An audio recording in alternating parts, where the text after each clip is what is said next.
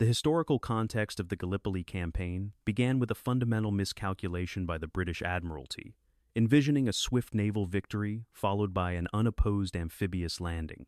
On the damp, chilling morning of April 25th, 1915, the reality proved drastically different. An armada of warships and transport vessels loomed in the pre-dawn darkness of the Aegean Sea, carrying thousands of Australian and New Zealand Army Corps troops toward an unfamiliar shore. The strategic objective was the Dardanelles Strait, but navigational errors pushed the landing craft toward a treacherous, unintended stretch of coastline, later known as ANZAC Cove. The silence of the early hours was shattered as the first wooden boat scraped against the coarse gravel of the beach. Major Arthur Sterling, a seasoned officer whose stoic demeanor masked a growing unease, gripped the gunwale tightly. "Keep your heads down and your rifles dry," he commanded sharply, his voice cutting through the nervous whispers of his men. Before them lay not the gentle, sloping beaches described in their briefing, but a formidable wall of steep, scrub-covered cliffs rising menacingly into the gray sky. The tactical disadvantage was immediately apparent to any soldier with basic training. High above the encroaching armada, the Ottoman defenders were already alert, their positions meticulously fortified under the command of brilliant strategists. The element of surprise, crucial for amphibious operations, had been entirely lost. As the first wave of ANZAC soldiers stepped into the freezing, chest-deep water, the cliffs erupted with the deafening chatter of machine guns and the sharp crack of Mauser rifles. The sea instantly transformed into a chaotic maelstrom of splashing water, splintering wood, and desperate cries. The water around the landing craft began to turn a sickening shade of crimson as casualties mounted rapidly. Private Thomas Ridge, a young farm boy from the quiet valleys of New Zealand, found himself thrust into this mechanized slaughter. His hands trembled uncontrollably as he clutched his Lee Enfield rifle, the romanticized illusions of a grand imperial adventure evaporating in the cold salt spray. "Move forward, don't stop," yelled a sergeant nearby, just before a bullet abruptly ended his command. Thomas lunged over the side of the boat, the heavy weight of his sodden woolen uniform and loaded pack threatening to drag him beneath the bloody waves before he could even set foot on hostile soil. The shoreline offered no sanctuary, merely a narrow strip of sand dominated by the elevated firing positions of the Turkish forces. Soldiers scrambled frantically across the exposed beach, desperately seeking the meager cover of small dunes or the base of the towering cliffs. Major Sterling moved methodically among the terrified men, his presence a desperate attempt to maintain military cohesion in the face of absolute disaster. "Form up at the base of the ridge," he bellowed, dragging a wounded corporal out of the shallow surf. The sheer volume of incoming fire made organized tactical movement virtually impossible. Those who managed to reach the temporary safety of the cliff base realized the true nightmare had just begun. To secure the beachhead and silence the murderous, enfilading fire, they had to scale the precipitous, unstable slopes directly into the teeth of the enemy defenses. Shrapnel shells burst overhead, raining lethal, jagged metal down upon the huddled masses. Thomas Ridge pressed his face against the damp earth, his ears ringing from the concussive blasts. The air was thick with the acrid stench of cordite, pulverized rock, and the coppery smell of freshly spilled blood from his comrades. Disconnected from their command structures and mixed with different units, the ANZACs demonstrated remarkable individual initiative despite the catastrophic operational planning. Small bands of men began to claw their way up the thorny ravines, using roots and bayonets to pull themselves upward. Major Sterling gathered a mixed group of Australians and New Zealanders, assessing the daunting vertical climb. "We cannot stay here to be slaughtered," he stated with grim finality to his improvised platoon. "Fix bayonets, we take that ridge, or we die on this beach." The men nodded silently, their youthful faces hardened by sudden trauma. The ascent was a grueling test of physical endurance and psychological resilience. The loose sandstone gave way under heavy military boots, sending soldiers tumbling back down into the waiting lines of fire. Ottoman snipers, intimately familiar with the rugged terrain, picked off the advancing troops with terrifying precision from hidden crevices. Thomas scrambled up a narrow gully, his breath burning in his lungs, driven purely by the primal instinct to survive. A comrade beside him fell backward without a sound, a neat bullet hole piercing his helmet. Thomas crawled over the body, blinding tears mixing with sweat. By mid-morning, the tactical situation remained precarious, with isolated pockets of ANZAC troops clinging desperately to the scrubby hillsides known as the First Ridge. They had pushed the initial Ottoman defenders back slightly, but at a horrendous cost in human life. Ammunition was running critically low, and the agonizing cries of the wounded echoed through the steep gullies. Major Sterling surveyed their fragile perimeter, realizing they lacked the strength to push further toward their actual objectives. "Hold this line, dig in with whatever you have," he ordered, wiping a mixture of dirt and blood from his forehead. The Ottoman High Command, recognizing the existential threat posed by the beachhead, moved swiftly to counterattack. Mustafa Kemal, a relatively unknown but highly capable division commander, grasped the strategic significance of the high ground called Chunuk Bair. He personally directed reinforcements to the ridgelines, issuing orders that would become legendary in Turkish military history. Kemal recognized that if the ANZAC secured the heights, the entire defense of the peninsula would collapse. His fierce determination ensured that the thin line of ANZAC invaders would face a relentless, highly organized counteroffensive aimed at driving them completely into the sea. As the afternoon sun beat down relentlessly on the arid landscape, the promised naval artillery support proved devastatingly ineffective due to the complex topography. Warships offshore fired massive salvos, but the flat trajectory of their naval guns meant shells either slammed uselessly into the cliff faces or flew harmlessly over the Ottoman trenches. The ANZAC infantry, pinned down in shallow scratches in the earth, realized they were entirely on their own. Thomas Ridge dug furiously with his entrenching tool, the small spade striking unyielding rock. "They promised us artillery cover," a soldier muttered bitterly, reloading his rifle. The Ottoman counterattacks commenced with ferocious intensity, waves of determined infantry charging down the scrub-covered slopes with fixed bayonets. The fighting degenerated into brutal, close-quarters combat among the thick arbutus bushes. Major Sterling coordinated the desperate defense, shifting his limited manpower to plug gaps in their fragmented line. The staccato rhythm of rifle fire was continuous, drowning out all other sounds on the battlefield. Thomas found himself firing blindly into the advancing silhouettes, his shoulder bruising from the constant recoil. The reality of war had violently stripped away any remaining veneer of civilized military engagement from his mind. The lack of water quickly became as deadly an enemy as the Ottoman bullets. The physical exertion of the climb and the intense heat of the day left the men severely dehydrated, their canteens emptied within hours of the landing. Logistical failures meant that resupply parties struggled to navigate the treacherous paths up from the beach under constant sniper fire. Soldiers resorted to desperate measures to moisten their parched throats, while the wounded suffered agonizing thirst. Major Sterling rationed what little water remained, prioritizing those who could still fire a weapon over those who were clearly dying. As twilight approached, the exhausted ANZAC forces held a fragile, semicircular perimeter clinging to the edge of the cliffs. The promised swift victory had devolved into a desperate struggle for basic survival. Evacuation was briefly considered by the High Command, given the appalling casualty rates and the precarious tactical position. However, naval commanders deemed a night withdrawal under fire practically impossible. The orders came back to the beachhead, clear and uncompromising. "You have got through the difficult business. Now you must dig, dig, dig until you are safe."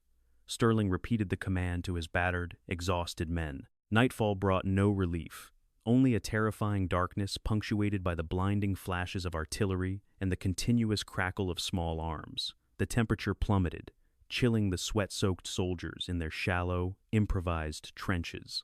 Ottoman probing attacks continued throughout the night, forcing the ANZACs to remain constantly vigilant despite severe sleep deprivation.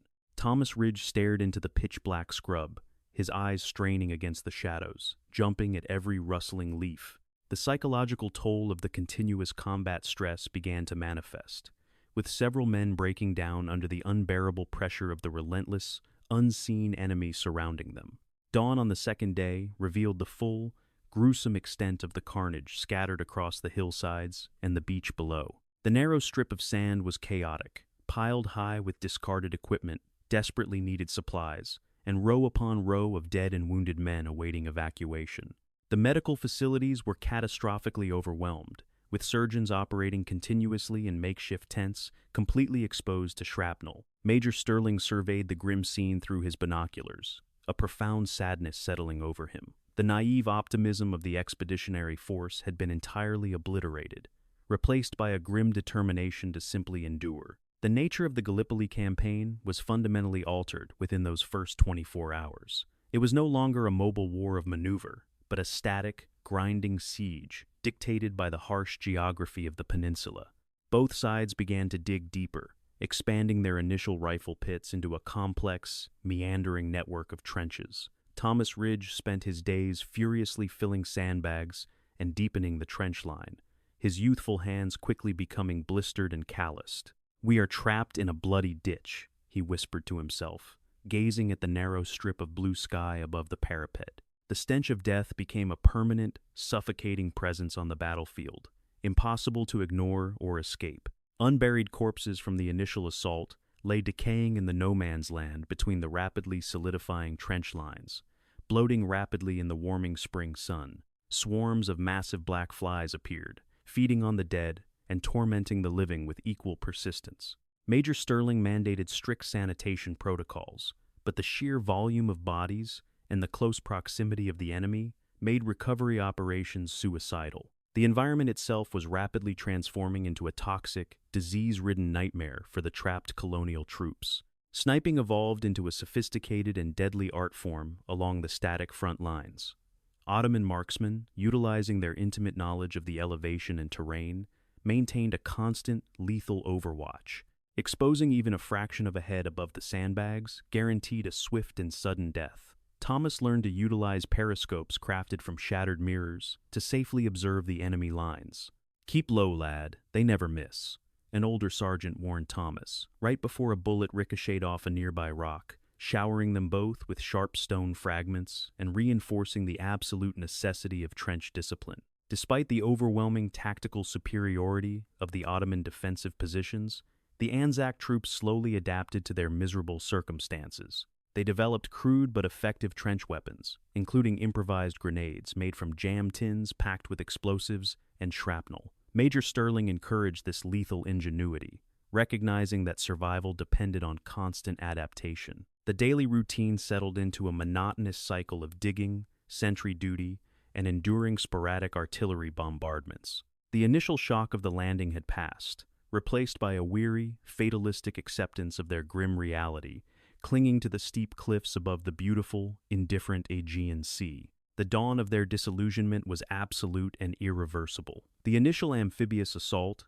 intended to be a masterstroke of modern military strategy, had instead condemned thousands to a horrifying war of attrition. As the sun set over the Aegean, casting long shadows across the ridges, Thomas Ridge and Major Sterling prepared for another night of vigilance. The Ottoman Hell had fully consumed them, and the beachhead offered neither victory nor escape. The tragic reality of the Gallipoli campaign was firmly established, setting the stage for months of unparalleled slaughter, forging the enduring, bloody legend of the ANZACs. As May transitioned into June, the tactical situation on the Gallipoli Peninsula solidified into a horrific stalemate. The fluid movements of the initial amphibious assault were entirely replaced by the static, grinding reality of industrialized trench warfare. Across the rugged terrain of the ANZAC sector, opposing trench lines were constructed in shockingly close proximity, sometimes separated by a mere 15 meters of pulverized earth. This incredibly narrow no-man's land created an environment of constant, terrifying intimacy with the enemy, where whispered conversations in the Ottoman trenches could be clearly heard by the exhausted colonial soldiers standing watch. The engineering efforts required to survive in this vertical labyrinth were staggering. ANZAC troops, initially trained for mobile flanking maneuvers, were forced to become subterranean laborers, endlessly excavating the unyielding rock to deepen their defensive positions. Private Thomas Ridge swung his entrenching tool with mechanical, exhausting repetition, his uniform permanently stained with pale, chalky dust. "Keep digging, boys. Depth is the only armor we have left," Major Sterling instructed, inspecting the newly reinforced parapets. The intricate network of saps, communication trenches, and firing bays grew steadily, transforming the natural landscape into a scarred, unrecognizable military installation. The extreme proximity of the opposing forces completely negated the use of conventional field artillery for close support, as the risk of friendly fire was unacceptably high. Instead, the infantry relied on a deadly array of close-quarters weaponry to dominate the narrow space between the trenches. Grenades became the primary currency of combat, lobbed continuously back and forth across the divide in a lethal, unpredictable game of catch. Thomas learned to quickly identify the distinct hissing sound of an incoming Ottoman fuse, diving frantically into muddy dugouts to avoid the deadly shower of fragmented iron. The physical environment rapidly deteriorated, becoming as hostile and dangerous as the enemy infantry. The fierce Mediterranean summer arrived with punishing intensity, baking the exposed trenches and turning the ravines into suffocating ovens of stagnant air. Temperatures routinely soared, exacerbating the severe logistical failures that plagued the expeditionary force from its inception. Water, sourced primarily from desalination ships offshore, was strictly rationed and often arrived in repurposed kerosene tins, tasting foul and oily. A pint a day for drinking, washing, and shaving, a quartermaster announced grimly, leaving parched soldiers like Thomas desperately licking the morning dew. The combination of intense heat, inadequate sanitation, and thousands of unburied corpses scattered across no man's land created a biological catastrophe. The stench of decomposing flesh was a permanent, physical presence that settled heavily in the bottom of the trenches, clinging to uniforms and equipment. Colossal swarms of bloated black flies descended upon the battlefield, breeding prolifically in the appalling conditions. They covered every exposed surface, turning rations into moving, black masses the moment a tin was opened. Thomas gagged repeatedly as he forced down his meager biscuit allowance, constantly waving a dirty rag to clear his face. Predictably, this catastrophic breakdown in basic field hygiene led to a massive outbreak of enteric diseases, most notably a virulent strain of dysentery. The disease tore through the tightly packed ANZAC ranks with devastating speed, incapacitating far more men than Ottoman shrapnel or sniper fire. Latrines, hastily dug and poorly maintained, became dangerous vectors for infection. Men were rapidly reduced to emaciated, shivering shells of their former selves, suffering from severe abdominal cramps and continuous, bloody diarrhea. Medical officers, lacking adequate supplies or sterile environments, were utterly powerless to halt the rapidly spreading epidemic among the troops. Major Sterling observed the physical deterioration of his command with profound, silent alarm. He understood that maintaining military discipline was the only bulwark against complete psychological collapse in such horrific conditions. He rigorously enforced daily weapon inspections and uniform standards, despite the absurdity of polishing brass in a disease-ridden ditch. A soldier who stops caring for his rifle will soon stop caring for his life. He sharply reprimanded a junior officer who questioned the strict routine. Sterling's stoic, unyielding presence provided a crucial psychological anchor for the young, terrified men clinging to the edge of the cliffs. The psychological pressure of constant, unseen danger eroded the mental fortitude of even the most experienced veterans. Ottoman snipers, exceptionally skilled and intimately familiar with the convoluted terrain, maintained a relentless, deadly overwatch over the ANZAC positions. Any careless movement, a helmet exposed for a fraction of a second above the sandbags, was instantly met with a fatal, high-velocity rifle round. Thomas Ridge quickly adopted the hunched, shuffling gait characteristic of trench veterans, his eyes constantly scanning the opposing parapets through a cracked periscope mirror. The sudden, violent deaths of comrades standing right beside him became a normalized trauma. Across the narrow divide, Colonel Mustafa Kemal maintained an equally rigorous and disciplined defense, fully grasping the strategic necessity of containing the beachhead. He recognized that as long as the ANZAC forces were trapped on the lower slopes, the vital Dardanelles waterway remained secure. Kemal continuously rotated his troops, ensuring that fresh, motivated infantry manned the critical frontline positions, particularly around the contested high ground of Quinn's Post. His tactical directives were clear, absolute, and ruthlessly enforced. He ordered his commanders to deny the invaders a single inch of ground, regardless of the staggering cost and casualties. The Ottoman logistical supply lines, while shorter than those of the British Empire forces, were also subject to intense strain and frequent disruption by naval bombardment. However, the Turkish soldiers fought with the fierce, unyielding determination of men defending their own homeland from a foreign imperial invasion. Their resilience in the face of continuous artillery barrages and infantry assaults commanded a begrudging respect from the ANZAC troops.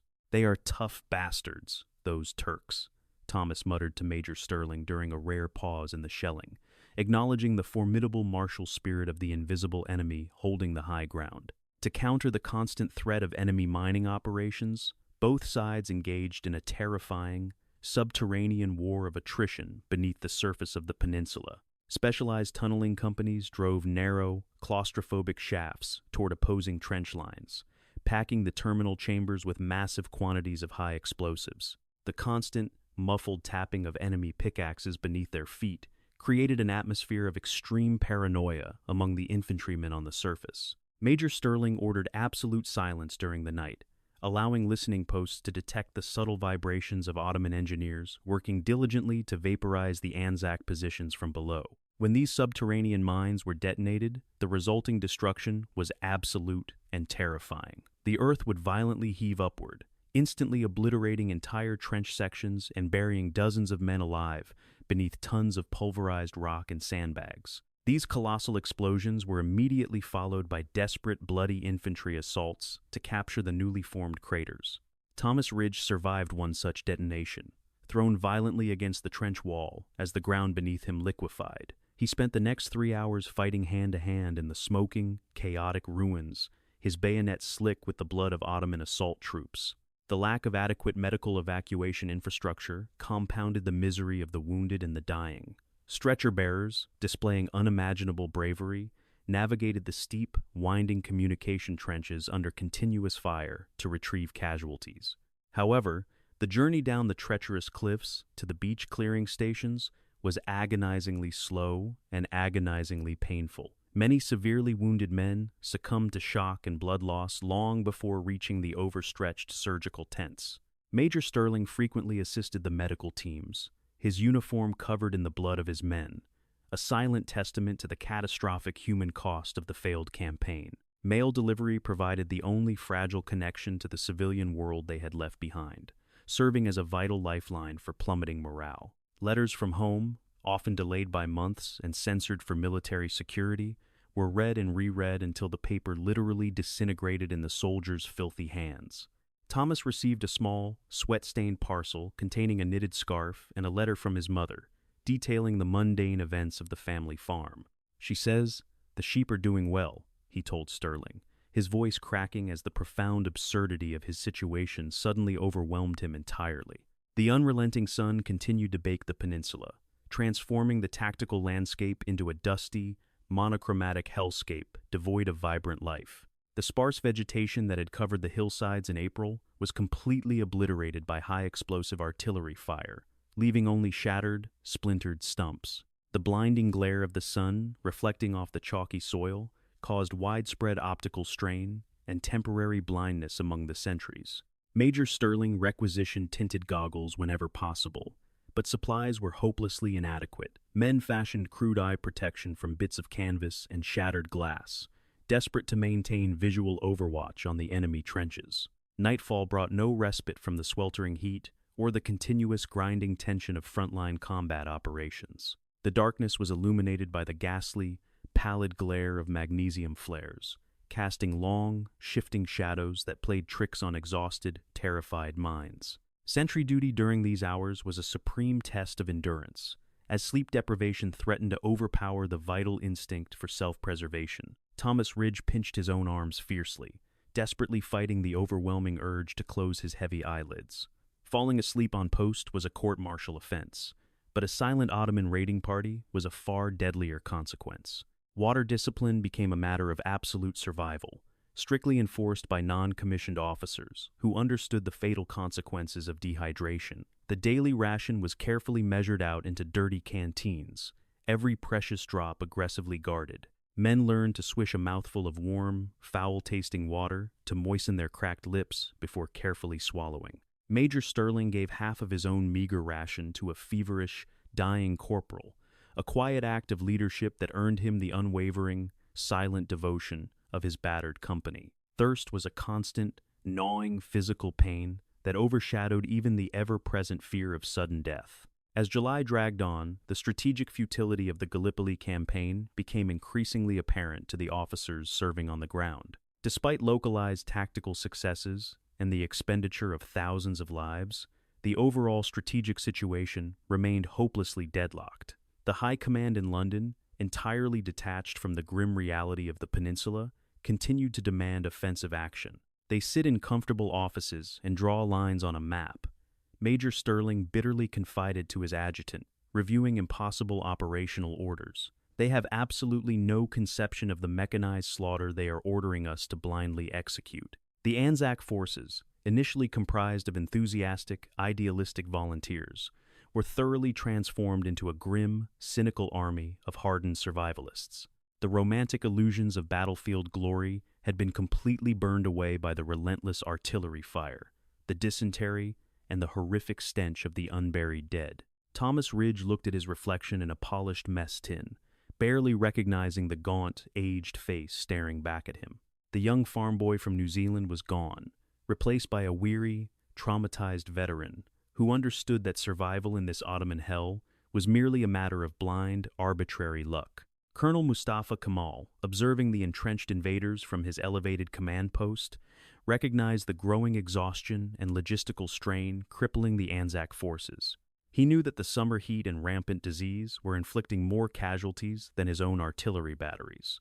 He patiently maintained the siege, ensuring his defensive lines remained completely impenetrable. Kemal was preparing his forces for the inevitable, massive offensive that the British command would be forced to launch to break the humiliating deadlock. He meticulously positioned his heavy machine guns, anticipating the exact routes the colonial infantry would be ordered to blindly assault. The nightmare of trench warfare had firmly established itself on the Gallipoli Peninsula, creating a uniquely horrific chapter in military history. The incredibly close quarters, the catastrophic environmental conditions, and the rampant disease combined to test the absolute limits of human endurance. Major Sterling and Private Thomas Ridge, representing the disciplined command and the suffering infantry, endured the unendurable. As July ended, a palpable, terrifying tension settled over the trench lines, a clear precursor to impending massive violence. Both sides knew that the agonizing stalemate could not last, and that a massive, bloody climax was rapidly approaching. By early August of 1915, the British High Command formulated a desperate strategic masterstroke to break the agonizing deadlock on the Gallipoli Peninsula. The overarching operational objective was to capture the Sari Bear Ridge, a commanding topographical feature that dominated the entire battlefield. General Sir Ian Hamilton orchestrated a complex, multi-pronged offensive, intending to simultaneously distract the Ottoman defenders at Lone Pine while launching a massive, sweeping flanking maneuver in the north. Major Arthur Sterling reviewed the overly complicated battle plans by the flickering light of a solitary candle, shaking his head in profound, silent disbelief. The initial phase of this grand summer offensive required a bloody diversionary assault at a heavily fortified position known ominously as Lone Pine. The Ottoman trenches here were famously covered with thick pine logs and earth, transforming them into virtually impregnable subterranean fortresses. Major Sterling gathered his exhausted, emaciated men, their faces gaunt from rampant dysentery and severe malnutrition. "We are going to hit them directly in the center, drawing their reserves away from the main northern advance," he explained with a grim, practiced stoicism, carefully avoiding the terrified eyes of the youngest recruits in the cramped trench. In the late afternoon of August 6th, a ferocious artillery bombardment pummeled the Ottoman positions, shattering the heavy pine logs and creating a blinding cloud of pulverized dust. As the artillery lifted, whistles shrieked shrilly across the ANZAC lines, signaling the infantry to advance. Private Thomas Ridge scrambled over the sandbag parapet, his bayonet fixed, plunging instantly into a chaotic maelstrom of deafening noise and flying shrapnel. He ran across the narrow strip of no man's land, his boots slipping on the blood-soaked earth and the shattered remnants of previous, failed assaults scattered across the broken, unforgiving ground. Reaching the primary Ottoman defensive line, the ANZAC attackers found themselves facing a horrific, unexpected obstacle. The heavy log roofs covering the trenches had not been completely destroyed by the artillery, forcing the men to fire blindly into narrow, dark embrasures or tear away the heavy timber with their bare, bleeding hands. Major Sterling leaped directly into a smoking crater, firing his service revolver at point-blank range into the shadows. "Tear those bloody logs down, get inside the trenches," he roared above the cacophony, his uniform quickly saturated with the blood of a fallen Turkish defender. The fighting inside the claustrophobic confines of the Lone Pine trenches degenerated into a primal, merciless slaughter in almost total darkness. Soldiers hacked at each other with bayonets, entrenching tools, and bare fists, slipping on the heavily blood-slicked mud that coated the narrow tunnel floors. Thomas Ridge thrust his rifle blindly around a sharp corner, feeling the heavy, sickening resistance as the steel blade connected with a human body. He collapsed against the earth wall, gasping for breath in the suffocating, cordite-filled air, surrounded entirely by the agonizing screams of the dying and the frantic shouts of the living. Recognizing the absolute ferocity of the ANZAC diversionary attack, Colonel Mustafa Kemal demonstrated his exceptional tactical brilliance and unyielding resolve. Rather than panicking, he rapidly analyzed the battlefield reports and recognized the main strategic threat developing further to the north. However, he could not allow the Lone Pine position to collapse completely. Kemal meticulously ordered highly disciplined reserves into the bloody subterranean meat grinder, ensuring the ANZAC forces paid an extraordinarily high price for every single meter of captured trench line, effectively pinning down thousands of Allied troops in a confined, localized battle of pure attrition. While the horrifying massacre at Lone Pine raged continuously for days, the most tragic and strategically disastrous episode of the entire August offensive unfolded nearby at a narrow ridge known as the Neck. A regiment of Australian light horsemen, fighting dismounted as conventional infantry, was ordered to execute a suicidal frontal charge against heavily fortified Ottoman machine gun emplacements. The tragic coordination failure between the naval bombardment and the infantry assault meant the Turkish defenders had ample time to reoccupy their firing positions. Major Sterling watched the impending disaster from a neighboring ridge, his heart sinking with profound dread. At exactly 4:30 in the morning, the first wave of Australian troopers vaulted out of their shallow trenches and sprinted toward the Ottoman lines. Instantly, a devastating, concentrated wall of machine gun fire erupted from the opposing parapets, sweeping the narrow corridor of open ground with lethal, geometric precision. The entire first wave was effectively annihilated within seconds, the men cut down before they could even cover half the distance to the enemy. Thomas Ridge observed the massacre through his trench periscope, his hands trembling violently as he witnessed the absolute futility of the unimaginative, rigid military command. Despite the catastrophic failure of the initial assault and the clear visual evidence of the absolute slaughter, the rigid military hierarchy dictated that the attack must stubbornly continue. 2 minutes later, a second wave of light horsemen, fully aware of their impending, inevitable doom, bravely climbed out of the trenches. "God help those poor bastards," Major Sterling whispered, tightly gripping the wooden edge of his observation post as the furious staccato of Ottoman machine guns resumed immediately. The second wave met the exact same horrific fate, their broken bodies piling directly on top of their dead comrades. The sheer stubbornness and tragic miscommunication among the senior British commanding officers resulted in a third and, incredibly, a fourth wave being sent into the exact same localized meat grinder. Officers blew their whistles, and men who had just watched their brothers and friends massacred moments before stood up to face the relentless stream of incoming lead. The Neck became an instant, concentrated graveyard, a profound symbol of the tragic, unnecessary waste of human life dictated by incompetent leadership.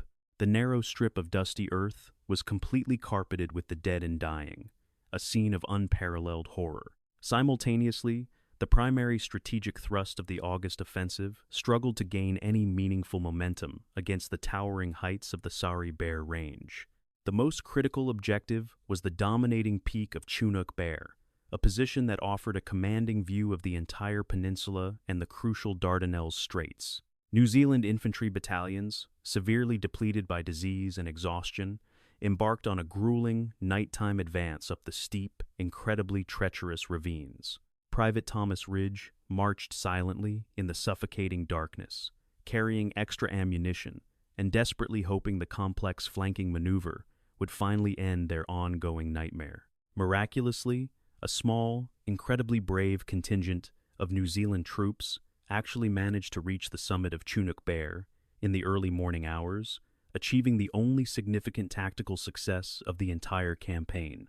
For a brief, fleeting moment, they gazed down upon the waters of the Dardanelles, the ultimate strategic prize that had cost so many thousands of lives. However, their isolated position was dangerously exposed, and the promised reinforcements were catastrophically delayed by navigational errors in the confusing, rugged terrain below. Major Sterling received the agonizingly slow field reports, recognizing the extreme vulnerability of the advanced troops. Colonel Mustafa Kemal, demonstrating an astonishing level of battlefield intuition, immediately grasped the existential threat posed by the Allied presence on the summit. He personally assumed command of the Ottoman counterattack, moving swiftly to the front lines to rally his exhausted soldiers. "I am not ordering you to attack, I am ordering you to die," Kemal famously proclaimed to his desperate infantrymen, instilling an unbreakable, fanatical resolve. He orchestrated a massive, coordinated assault, utilizing every available piece of artillery and massed infantry to dislodge the thinly stretched New Zealanders from the strategically vital crest of the hill. The ensuing battle for the summit of Chunuk Bair was a localized apocalypse of high explosives and brutal, close-quarters bayonet fighting. The isolated New Zealand defenders, lacking adequate artillery support and rapidly running out of ammunition, fought with magnificent but ultimately doomed desperation. British reinforcement battalions that eventually relieved them were immediately subjected to Kemal's devastating, overwhelming counterattack. The summit was entirely engulfed in a massive barrage of Ottoman artillery fire, effectively vaporizing the shallow, hastily dug defensive positions. By the evening of August 10th, the absolute highest point of the Allied advance was permanently lost. As the chaotic, bloody dust finally settled over the shattered landscape, the complete strategic failure of the massive August offensive became undeniable to everyone involved. The desperate gamble to break the prolonged stalemate had resulted in tens of thousands of additional casualties, without achieving any meaningful territorial or tactical advantage. Major Sterling walked slowly through the crowded, agonizingly noisy medical clearing stations on the beach, his uniform completely filthy and his spirit utterly broken. The moans of the thousands of severely wounded men created a continuous, haunting symphony of despair that echoed off the steep, unforgiving coastal cliffs. Private Thomas Ridge somehow survived the localized massacre at Lone Pine, emerging from the dark, blood-soaked trenches as a hollow, traumatized ghost of his former self. His uniform was torn into ragged shreds, his hands permanently stained with the dried blood of both friends and unknown enemies. He sat motionlessly on a discarded ammunition box, staring blankly at the relentless, shimmering expanse of the Aegean Sea. The enthusiastic, idealistic farm boy had been entirely consumed by the mechanized furnace of modern warfare, leaving behind a cynical, exhausted veteran who simply waited numbly for his own inevitable, violent end. The staggering influx of massive casualties from the August battles completely overwhelmed the already fragile and inadequate medical infrastructure supporting the expeditionary force. Hospital ships anchored offshore were immediately filled beyond their maximum capacity, forcing surgeons to perform agonizing amputations on the crowded, swaying decks without sufficient anesthetic. The beachhead itself transformed into a sprawling, horrifying open-air hospital, where dying men lay exposed to the relentless summer sun and the ever-present swarms of disease-carrying flies. Major Sterling desperately tried to organize basic shade and water distribution, but the sheer volume of suffering was mathematically impossible to manage. The spectacular failure of the August offensive precipitated a profound, widespread psychological collapse among the surviving ANZAC and British forces. The absolute realization that their immense sacrifices and unimaginable suffering had achieved absolutely nothing, eroded military discipline and shattered fighting morale. The concept of a victorious breakthrough was universally recognized as a cruel, impossible illusion perpetuated by distant, incompetent generals. Thomas Ridge listened to the bitter, cynical muttering of the older veterans in the trenches, fully agreeing with their grim assessment that they were merely waiting in a massive, open grave for the Ottoman artillery to finish them. Conversely, the successful defense of the peninsula firmly established Colonel Mustafa Kemal as a brilliant, heroic national figure within the declining Ottoman Empire. His decisive, aggressive leadership during the critical battles of August prevented a catastrophic collapse of the entire front and saved the capital city of Istanbul from direct naval assault. Kemal had successfully fought the combined, industrialized might of the British Empire to a bloody, exhausting standstill, using superior tactical positioning and the incredible resilience of the Turkish infantrymen. The legend of the unstoppable Ottoman defender was permanently forged in the fires of Chunuk Bair. Following the agonizing, high-intensity slaughter of the August offensives, the tactical situation on the peninsula rapidly reverted to the miserable, grinding routine of static trench warfare. However, the atmosphere within the ANZAC lines was fundamentally altered, heavily burdened by the immense, collective trauma of the recent massacres. The soldiers no longer dug trenches with the desperate hope of advancing. They dug simply to survive the continuous, localized artillery bombardments and the relentless, deadly precision of the Ottoman snipers. Major Sterling observed the hollow, lifeless eyes of his remaining men, recognizing that the expeditionary force was fundamentally broken. The undeniable, catastrophic failure of the summer campaign finally forced the highest echelons of the British government to reevaluate the entire Gallipoli strategic operation. General Sir Ian Hamilton, the architect of the deeply flawed military campaign, was eventually relieved of his primary command and quietly replaced. This administrative change provided absolutely no immediate comfort to the starving, diseased men shivering in the frontline trenches. Thomas Ridge read the official command dispatches with profound apathy, fully understanding that changing the names of the distant generals would not stop the incoming artillery shells or cure his chronic, debilitating dysentery.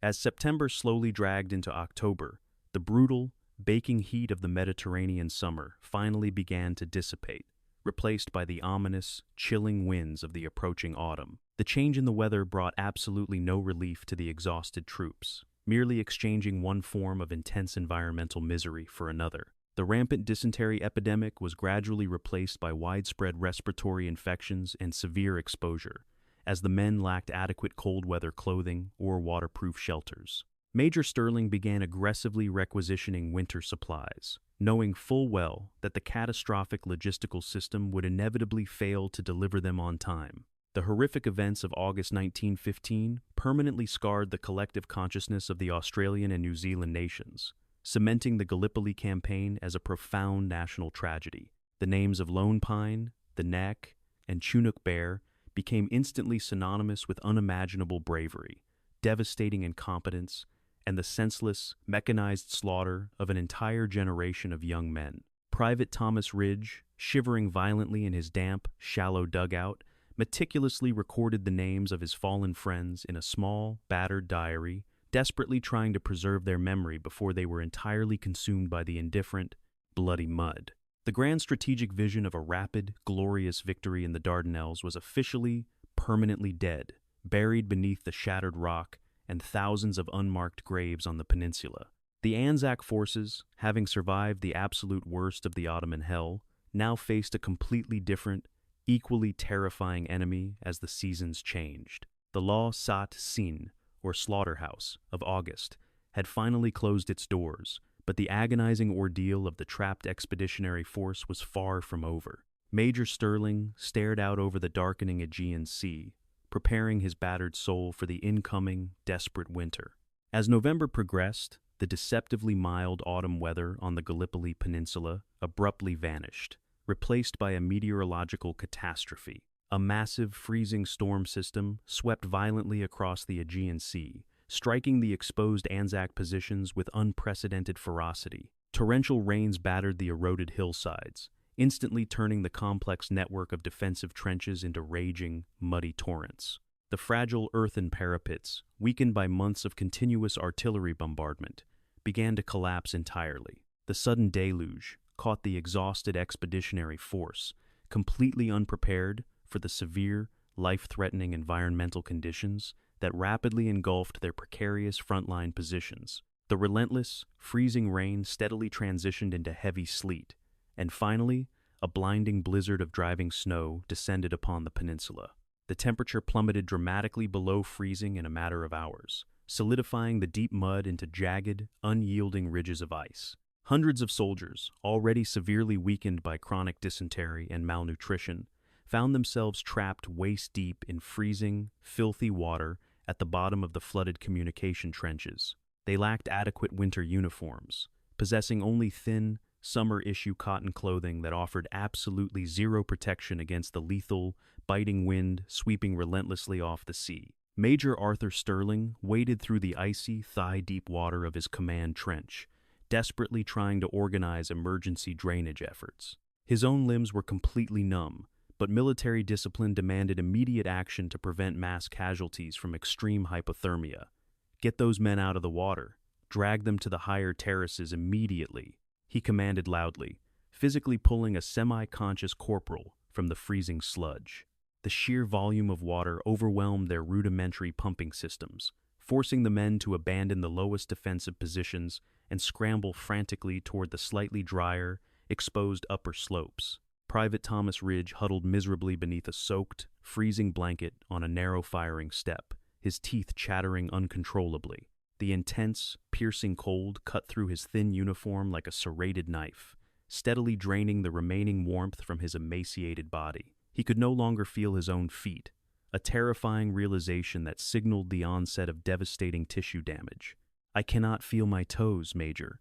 They are completely gone," Thomas whispered weakly, his voice barely audible above the howling wind. He stared blankly at his frozen, mud-caked boots, consumed by overwhelming, paralyzing despair. The rapid onset of severe frostbite and crippling trench foot constituted a massive, unmanageable medical emergency across the entire ANZAC sector. The prolonged exposure to freezing water restricted blood circulation, causing the tissue in the soldiers' lower extremities to literally die and rot. Within days, thousands of men were entirely incapacitated, their feet swollen, blackened, and emitting a sickening, sweet odor of gangrene. The already heavily burdened medical clearing stations were suddenly flooded with a horrific new wave of casualties, requiring hundreds of immediate, agonizing amputations performed under utterly primitive, unsanitary battlefield conditions.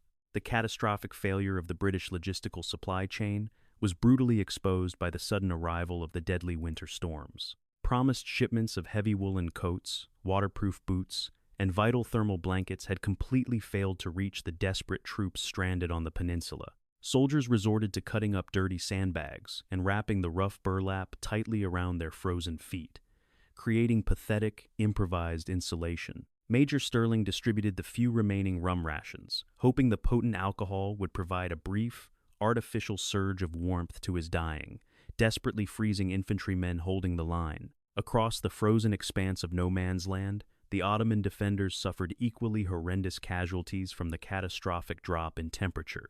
Colonel Mustafa Kemal's troops, despite being closer to their primary supply depots, also lacked adequate winter gear to survive the unprecedented blizzard. The brutal environmental conditions temporarily halted all major offensive operations, creating an eerie, unspoken truce born of shared, miserable suffering. Men on both sides of the narrow divide focused entirely on basic survival, abandoning their rifles to huddle desperately together in the deepest, most sheltered dugouts to conserve precious body heat. The blinding white snow eventually covered the scarred, blasted landscape of the peninsula, temporarily concealing the horrific carnage of the summer battles. The unburied corpses that had littered the ravines for months were finally hidden beneath a pristine, freezing shroud, creating a deceptive, terrifyingly peaceful visual facade. However, the extreme cold brought a new, silent killer to the frontline trenches, far more insidious than the deafening roar of Ottoman artillery. Sentries, exhausted and immobilized by the freezing temperatures, simply fell asleep at their posts and quietly froze to death in the pitch-black night. The psychological toll of the winter weather proved even more devastating than the massive physical casualties inflicted upon the expeditionary force. The complete destruction of their shallow shelters and the constant, agonizing pain of frostbite shattered the remaining morale of the ANZAC troops. Thomas Ridge sat motionless for hours, entirely consumed by a profound, terrifying apathy that erased his fundamental will to survive. The vibrant, sunny memories of his distant home in New Zealand felt like a cruel, impossible hallucination compared to the grim, icy reality of the suffocating, deadly Ottoman trenches surrounding him. Major Sterling desperately fought to maintain a basic level of military order within his rapidly disintegrating, heavily traumatized company. He aggressively enforced mandatory foot inspections, forcing the exhausted men to remove their frozen boots and actively massage each other's blackened toes to stimulate blood flow. "You must keep moving. If you stop shivering, you will die," Sterling relentlessly reminded his soldiers, his voice hoarse and commanding. He recognized that surrendering to the overwhelming lethargy induced by extreme hypothermia was an absolute death sentence in the unforgiving, brutally cold environment of the coastal cliffs. As the terrifying casualty reports from the winter storms reached London, the British government finally dispatched General Sir Charles Monro to conduct a comprehensive, independent assessment. Upon arriving at the Gallipoli Peninsula, Monro immediately recognized the absolute strategic futility and the catastrophic tactical position of the Allied forces. He possessed a cold, analytical military mind, completely unburdened by the political pressure or the romanticized illusions that had initiated the disastrous campaign. Monro toured the frozen, flooded trenches, meticulously observing the horrific, degraded physical condition of the surviving ANZAC and British infantrymen clinging to the cliffs. General Monro's official recommendation to the War Cabinet was shockingly blunt, unequivocally demanding a total, immediate evacuation of the entire peninsula. He systematically outlined the catastrophic logistical failures, the unendurable environmental conditions, and the heavily reinforced, impenetrable Ottoman defensive positions commanded by Mustafa Kemal. However, high-ranking political figures in London violently resisted the idea of withdrawal, terrified of the profound blow to imperial prestige. They incorrectly assumed that a massive, chaotic retreat under direct enemy fire would inevitably result in the devastating slaughter of tens of thousands of vulnerable, retreating Allied soldiers on the beaches. To resolve the fierce political debate regarding evacuation, Field Marshal Lord Kitchener, the towering, highly influential figure of the British military, traveled personally to Gallipoli. In late November, Kitchener walked through the rugged ANZAC lines, his iconic, imposing presence drawing silent, respectful stares from the ragged, freezing colonial troops. He spoke quietly with the exhausted men, directly witnessing the staggering scale of their immense physical suffering and the absolute impossibility of achieving a military victory. "You have done everything that could humanly be asked of you," Kitchener stated somberly to a group of mutilated veterans. Following his comprehensive inspection of the incredibly precarious front lines, Lord Kitchener definitively agreed with General Monro's stark, highly unpopular assessment. He sent a decisive, highly classified telegraph directly back to London, firmly endorsing the complete, systematic evacuation of the Gallipoli Expeditionary Force. Kitchener realized that leaving the men to endure another month of brutal winter weather and rampant disease would entirely annihilate the remaining battalions. The painful, humiliating decision to completely abandon the bloody campaign was finally officially authorized, marking a monumental strategic defeat for the massive, industrialized power of the British Empire. The complex operational planning for the massive evacuation was immediately designated as a highly classified, top-secret military objective. The primary tactical challenge was successfully withdrawing thousands of men, heavy artillery, and vital supplies without alerting the highly observant Ottoman defenders entrenched merely yards away. Major Sterling was summoned to a covert, late-night briefing at the divisional headquarters, where he was finally informed of the astonishing, unprecedented plan. He listened intently to the intricate timeline of deception, realizing that the lives of his entire remaining command depended entirely on executing absolute, flawless secrecy during the retreat. To prevent the devastating spread of rumors and maintain absolute operational security, the vast majority of the infantrymen were deliberately kept in complete ignorance. Private Thomas Ridge simply noticed a gradual, confusing reduction in the localized stockpiles of reserve ammunition and heavy equipment near the frontline trenches. When he questioned his commanding sergeant about the unusual logistical movements, he received a sharp, evasive reprimand. "Just keep your eyes firmly fixed on the Turkish parapets and stop asking bloody stupid questions," the sergeant growled, secretly terrified of the immense danger involved in the impending, silent withdrawal. The profound silence of the winter nights was now heavily charged with a new, terrifying undercurrent of intense, highly concentrated anticipation. The ANZAC troops, deeply accustomed to the continuous, deafening roar of offensive combat, found the sudden, calculated reduction in Allied artillery fire highly unsettling. Colonel Mustafa Kemal, however, remained highly suspicious of the uncharacteristic quiet settling over the opposing lines, ordering his sentries to significantly increase their vigilance.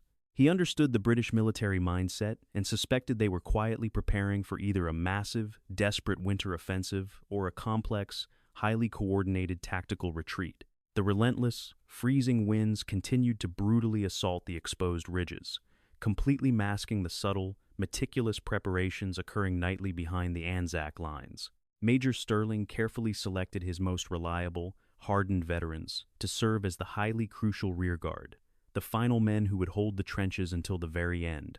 The intense psychological burden of organizing the deceptive withdrawal weighed incredibly heavily upon him, knowing any slight miscalculation would trigger an overwhelming Ottoman assault. The grand imperial adventure had finally, definitively concluded, entirely replaced by a desperate, highly calculated scramble for basic, physical survival. As December slowly approached, the profound despair of the brutal winter had completely shattered the offensive capabilities of the entire expeditionary force. The tragic, monumental failure of the Gallipoli Campaign was now an undeniable, heavily documented historical reality, acknowledged by the highest levels of command.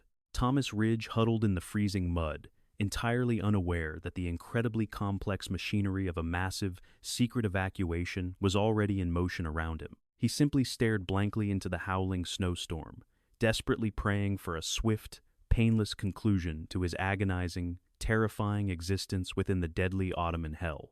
The strategic imperative for a complete evacuation of the Gallipoli Peninsula presented an unprecedented logistical nightmare for the British military command. Executing a massive maritime withdrawal under the direct observation of hostile artillery batteries was universally considered a suicidal endeavor. Therefore, the operation demanded an intricate, highly coordinated campaign of absolute deception. Planners decided that the entire retreat must be conducted strictly under the impenetrable cover of darkness, utilizing staggered, incremental troop reductions to maintain the convincing illusion of a fully occupied, heavily defended frontline trench system. Beginning in early December, the systematic, clandestine reduction of the expeditionary force commenced with extraordinary discipline. Every night, thousands of exhausted soldiers, alongside essential heavy equipment and vital draft animals, were silently funneled down the steep ravines to the waiting naval transports. Before dawn broke, the remaining troops would meticulously erase any visible signs of the nocturnal departure. They aggressively maintained their normal daytime routines, ensuring that the observing Ottoman sentries saw the usual, expected levels of smoke from cooking fires and the continuous casual movement of infantrymen. Major Arthur Sterling assumed the incredibly heavy burden of commanding a portion of the designated rearguard. These selected men would be the absolute last to leave the hostile shores, required to hold the dangerously thin defensive perimeter against a potential, overwhelming assault. Sterling methodically briefed his most reliable, battle-hardened veterans, emphasizing the critical necessity of absolute, unwavering silence. "Our lives depend entirely on making the Turks believe we are still here in massive numbers," he instructed quietly, his face illuminated only by the faint glow of a dying ember. Private Thomas Ridge was eventually informed of the highly classified evacuation plan, experiencing a profound, complex surge of conflicting emotions. The desperate, overwhelming relief of finally escaping the suffocating Ottoman Hell was immediately countered by a crushing wave of survivors' guilt. He stared at the desolate, heavily scarred landscape, realizing he was permanently abandoning the thousands of his fallen comrades buried in the shallow, unmarked graves surrounding their positions. The young, idealistic farmer had completely vanished, replaced by a hollow shell of a man heavily burdened by unimaginable loss. High above the secretly diminishing ANZAC positions, Colonel Mustafa Kemal maintained his relentless, highly vigilant defensive posture. The brilliant Ottoman commander noticed the subtle, uncharacteristic periods of silence echoing from the opposing trenches, but he correctly suspected a complex, deadly British trap. Kemal assumed the invaders were deliberately attempting to lure his disciplined infantry into a devastating, heavily concentrated artillery ambush. The exceptionally severe winter weather further complicated his reconnaissance efforts, allowing the massive Allied deception to proceed entirely undetected beneath the blinding, freezing blanket of continuous snowstorms. To further condition the highly observant Ottoman defenders, the ANZAC command deliberately orchestrated a series of brilliant psychological maneuvers known as silent stunts. Entire sectors of the Allied trench line were ordered to completely cease all rifle and artillery fire for several consecutive days. Initially, this eerie, unnatural silence prompted aggressive Ottoman probing attacks, which were suddenly met with devastating, concentrated defensive fire. Consequently, the Turkish troops were violently trained to completely ignore extended periods of quiet, mistakenly believing they merely signaled another deadly, carefully laid British ambush. The most ingenious tactical innovation of the entire evacuation was the invention of the automated drip rifle. Resourceful soldiers rigged standard infantry rifles with two empty tin cans, one suspended directly above the other. The top can was filled with water, which was allowed to slowly, steadily drip through a tiny hole into the lower can. As the bottom tin gradually filled, its increasing weight eventually pulled a string attached to the rifle's trigger, firing a completely random, automated shot across the empty expanse of the silent no-man's land. These brilliant, rudimentary mechanisms were meticulously positioned along the rapidly emptying parapets during the final, critical days of the withdrawal.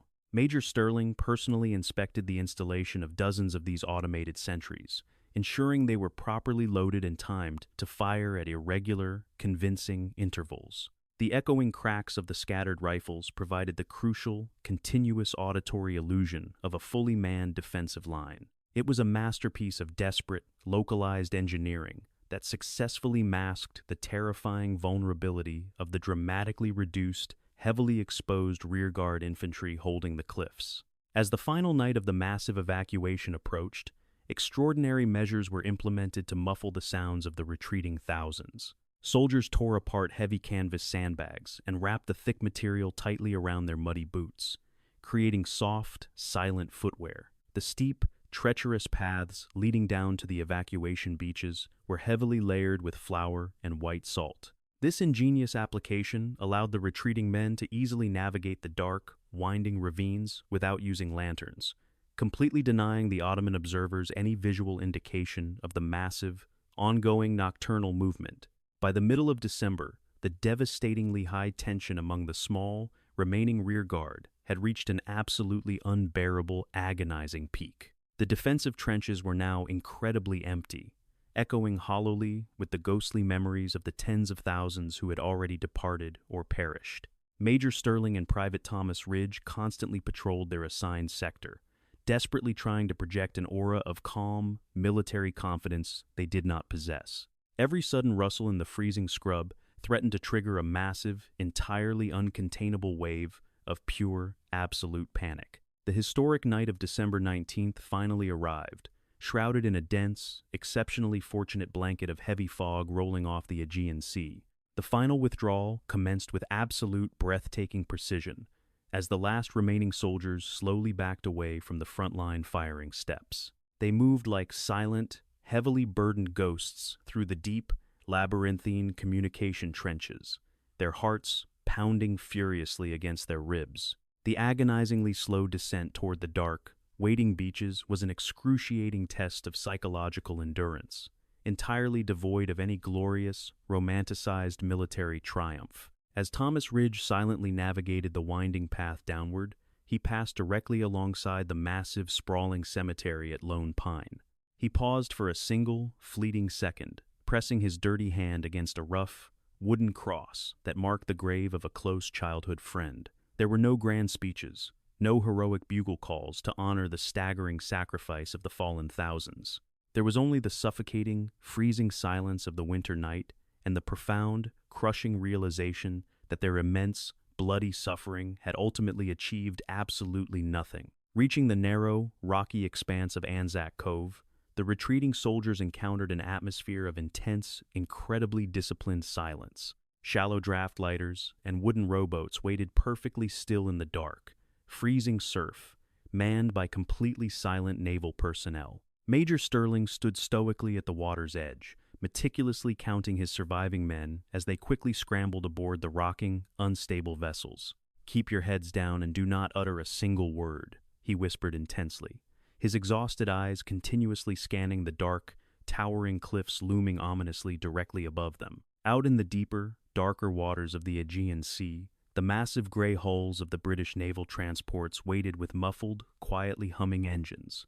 The absolute tension on the crowded decks of the small transfer boats was entirely suffocating, as every single man expected the sudden, blinding flash of an Ottoman artillery shell. They were entirely defenseless, sitting heavily packed in wooden targets on the calm, black water. Yet, miraculously, the surrounding darkness remained entirely undisturbed, the lethal Ottoman cannons remaining completely, mercifully silent on the ridges above. As the final boats slowly pulled away from the treacherous, blood-soaked shoreline, the ingenious drip rifles left behind began to execute their automated, deceptive symphony. Sporadic, sharp cracks of rifle fire echoed convincingly across the empty ravines, perfectly simulating the continuous, nervous energy of a fully occupied defensive garrison. The retreating men listened to the distant, ghostly gunfire with profound, silent awe.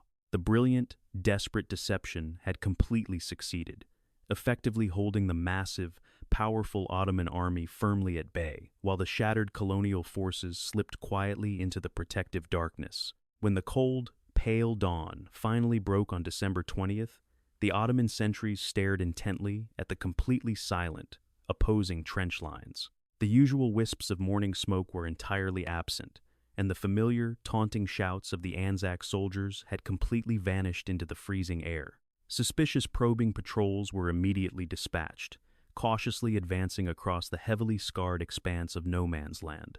They violently breached the Allied parapets, expecting a fierce, bloody ambush, only to find completely empty dugouts, discarded, worthless equipment, and the dripping, automated rifles still sporadically firing. Colonel Mustafa Kemal received the astonishing reports of the completely abandoned enemy positions with a mixture of immense relief and profound, professional military respect. He immediately recognized the sheer brilliance and logistical mastery required to successfully execute such a massive, utterly bloodless withdrawal right under his nose. However, the ultimate strategic reality remained entirely undeniable. The Ottoman Empire had successfully repelled a massive, industrialized invasion force, definitively securing the vital Dardanelles and permanently destroying the grand, hubristic Allied vision of a swift, glorious march toward the capital of Istanbul. From a strictly objective, professional, historical perspective, the meticulously planned evacuation remains the only truly successful, flawlessly executed operation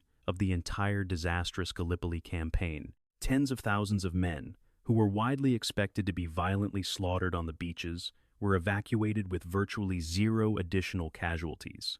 It was a masterpiece of strategic deception and logistical coordination that starkly contrasted with the monumental, bloody incompetence that had characterized the preceding 8 months of the grueling, horrific siege.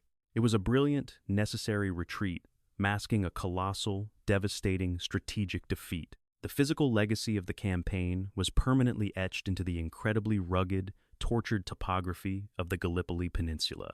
The beautiful, scrub-covered hills were forever transformed into a vast, sprawling necropolis, silently guarding the shattered remains of over 100,000 young men from across the globe. For surviving veterans like Private Thomas Ridge and Major Arthur Sterling, the war did not end on those dark beaches. They carried the profound, invisible wounds of the Ottoman Hell with them forever, haunted relentlessly by the ghosts of the horrific trenches. Ultimately, the story of Gallipoli is a profoundly tragic narrative, detailing the devastating, catastrophic consequences of imperial hubris and rigid military incompetence. However, from the immense depths of this horrific slaughter, the enduring, powerful legend of the ANZAC spirit was permanently forged. It is a complex, deeply painful historical legacy, characterized by extraordinary individual bravery, entirely consumed by a completely flawed, impossible strategic vision. The silent, empty beaches of ANZAC Cove remain a somber, powerful testament to the ultimate, staggering futility of the terrifying, mechanized brutality of the First World War.